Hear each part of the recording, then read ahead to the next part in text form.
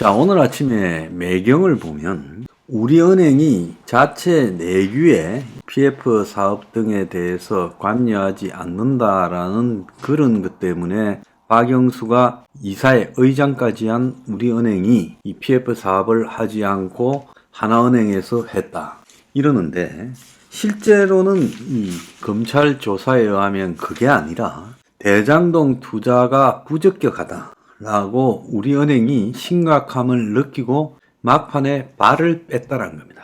그래서 검찰이 우리은행 내부의 대장동 사업이 부당하다라고 지적한 내부 보고서를 확보했다고 매경이 보도했어요.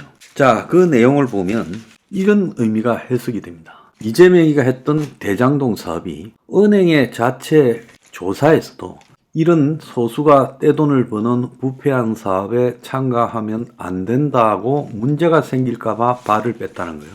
은행이 그 정도로 판단했다면 원래 이 금융기관이라는 거는 건설업에 뛰어들 때 어느 정도의 부패하고 문제가 있다는 걸 알면서도 다 합니다. 근데 은행이 발을 뺄 정도면 얼마나 이 사업이 나중에 문제가 될 건가를 알았다는 거예요. 그런데 이걸 인허가 해주는 성남시장은 유동규나 그 대장동 3인방 말만 믿고 별 문제가 없이 당군 일의 최대 이익을 환수했니 헛소리를 하면서 자신이 잘못한 게 없다. 이재명이는 그야말로 아무런 가치 판단을 하지 못하는 바보거나 아니면 썩어 빠진 부패의 마왕이거나 이 둘 중에 하나라는 거예요.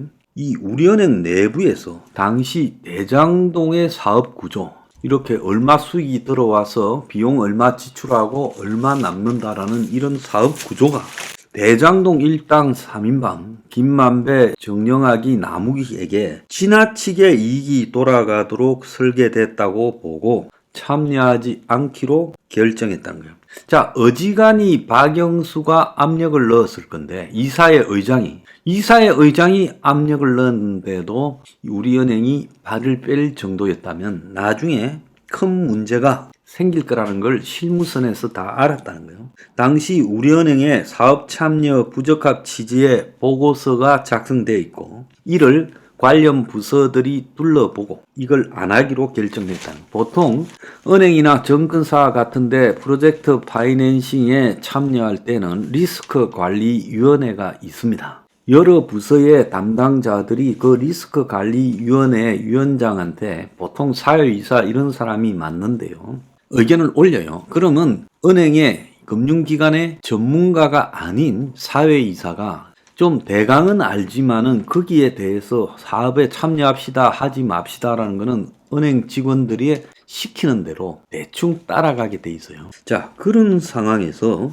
은행 직원들이 하지 말자고 결론을 냈다면 이 사업이 얼마나 위험했던가 하는 것이 지금 알 수 있는 거예요. 그래서 지금 이 사건을 수사하고 있는 서울지검 반부패 일부는 우리은행 내부에 이 같은 검토 보고서를 이미 확보했고, 그래서 우리은행이 처음에는 단독으로 나중에는 하나은행하고 같이 이렇게 가려다가 결국 컨소시움에서 성남의 뜰에서 발을 뺐다는 겁니다. 그래서 현재 언론에는 우리은행이 도시개발사업 대출을 금지하는 내규 때문에 사업 참여하지 않았다. 그래서 이사회 의장이 거기 밀어줬지만은 내규가 그리 돼 있어서 할 수가 없었다라고 하는데, 그렇게 둘러댄 배경에는 이 사업이 원천적으로 부패했다라는 부분을 감추려고 그런 것 같아요. 우리은행의 내부 문제 때문에 안 했다는데 그게 아니라 우리은행이 대장동 사업의 구조가 몇 명이 천문학적인 수익을 부당하게 갖고 가는 부패한 사업이다라는 걸 알았다는 거예요.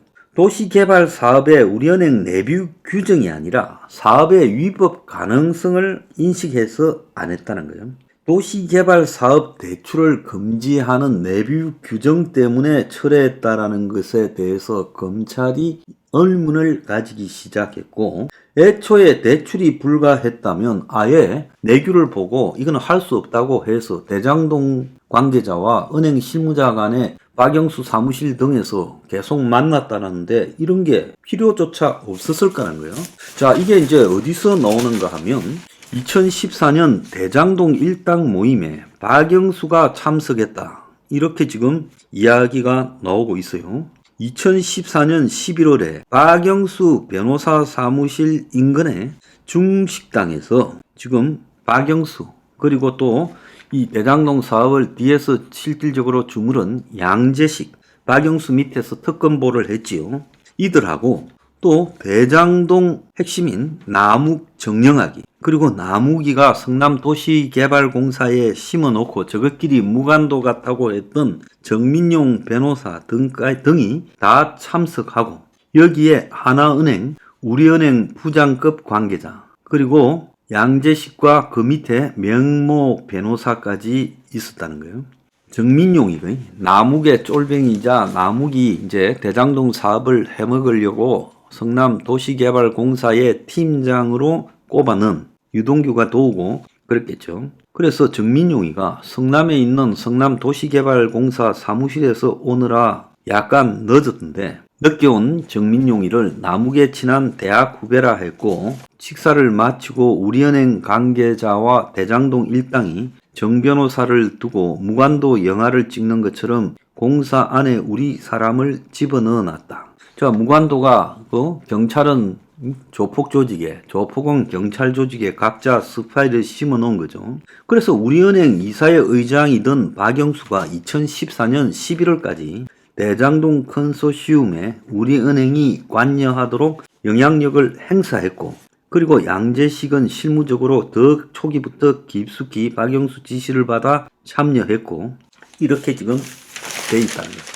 그래서 이런 사적인 자리에 업자끼리의 내밀한 이야기를 무관도까지 언급하는 자리에 우리은행에 지금 부장급이 가 있었다는 거예요. 하나은행도 있었다고 해요. 만약에 내규 때문이라면 우리은행과 대장동 일당이 이렇게 만나지 않았죠. 안 할 일을 왜 만났겠습니까? 그러면 여러 차례 만난 걸로 보이는데 알을 뺀 이유는 대장동 사업이 성공하면 보통주 사업자에게 과도한 초과 이익이 돌아가도록 설계됐는데 컨소시움을 주도한 하나은행 측에서 보통주 사업자가 누구인지 이 엄청난 이익을 가져가는 사람이 누구인지에 대해서 분명한 답변을 주지 않고 있다는 취지로 이 보통주 사업자에 대한 신뢰 문제를 지적해서 누군가가 이 성남시하고 연결되어서 익명으로 거대한 돈을 가져가려고 하기 때문에 알 수도 없는 익명의 보통주 사업자가 과도한 개발 이익을 가져가는 것이 우리은행의 평판의 위험 요소가 될 수 있다. 비리 사업으로 문제가 될 거라고 생각하고 대장동 사업에 들어가지 않기로 했다는 거예요. 결국 보통주를 보유했던 김만배, 남욱 등이 다 해먹은 사업이죠. 그래서 결국 대장동과 우리은행의 연결고리가 박영수고 그래서 우리은행이 대장동의 특혜 비리 여부가 문제가 될 거라고 내부적으로 지적이 되었고 결국 우리은행은 성남의들의 컨소시움에 자본 출자에서는 빠졌어요. 그러니까 우리은행이 은간하면 이 자본 출자로 들어가서 지분만큼을 받아갈 건데 당시 은행들이나 금융기관들이 여기 들어가서 하나은행부터 가져갔죠. 근데 우리은행은 이런 돈을 받다가는 문제가 될 것 같아요. 자본 출자에 대해서 대가를 받다가는. 자, 그래서 빠지고 1,500억의 대출 의향서만 써줬다는 거예요. 근데 이 대출 의향서도 대장동 일당이 민간 사업자로 지정을 되는데 영향을 줬는지를 지금 조사하고 있다는 겁니다. 그래서 처음에는 자본 투자자로 주도로 들어가려다가 철회를 한 이유. 자, 그거에 대해서 지금 수사가 집중되고 있다는 거예요. 그 당시 하나은행 컨소시움 김만배 패거리 외에도 한국산업은행 컨소시움, 메리처, 종금 컨소시움 등 3개가 있었다는 거예요. 그런데 성남의 뜰에는 국내 5대 은행이 다 들어갔다는 거예요. 하나은행, 국민은행, 우리은행, 신한은행, NH농협.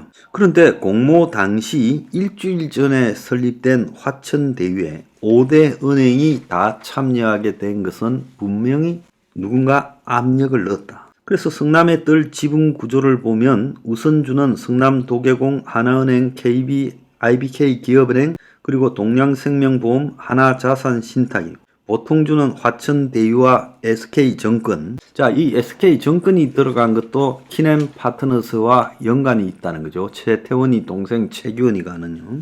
그래서 이 사업은 보통주 사업들이 적은 지분으로 막대한 이익을 거둬가고 우선주는 자기들이 투자한 지분에 따라서 적당히 가져가는 이런 사업이었다는 거예요. 이 대장동 일당에게 200억 플러스 알파를 받고 이 PF 대출을 청탁해 준 그 박영수에 대한 조사가 집중되는데, 자, 박영수가 2014년 11월 양재식 변호사와 대장동 논의를 하면서 이런 약정을 했고, 박영수 딸도 특혜 분양을 받고 11억을 받아갔다. 근데 박영수가 우리은행 이사회 의장으로 재직했기 때문에 업무와 관련이 있는 돈이라고 보고 수재 혐의를 적용하고, 그래서 무기징역까지 가능한 수재는 금융기관 임직원으로 이 업무에 관해서 알선을 하고 금품 수수 요구 약속하는 행위라는 거예요. 물론 박영수는 부인하고 있습니다. 자, 그래서 이 문제, 이건 처음부터 대장동 사업이 저렇게 되는 데는 성남시가 파격적인 이익을 소수에게 보장해줬고, 우리은행은 박영수가 이사회 의장을 하고 있음에도 이러다가는 나중에 비리로 터질 수 있고, 그렇게 되면 우리은행이 골로 갈까봐 발을 뺐다는 겁니다. 그리고는 단지 PF 대출에만 참여하겠다. 자, 그렇게 말이 되는 겁니다. 자, 우리은행이 발을 뺀 것은 지분 투자로 들어가서 우선주의 주주로 가게 될 때 우리은행이 비리에 깊숙이 개입했다고 될까봐 나중을 우려해서 발을 뺀 겁니다. 이재명이 이걸 몰랐다고요? 웃기는 소리입니다.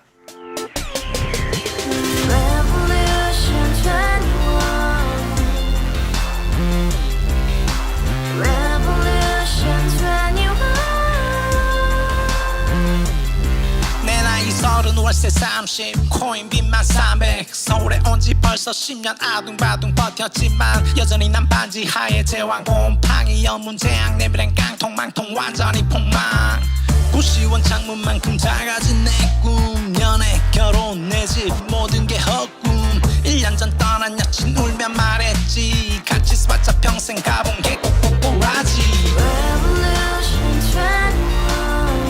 가바후스 700 나도 소유주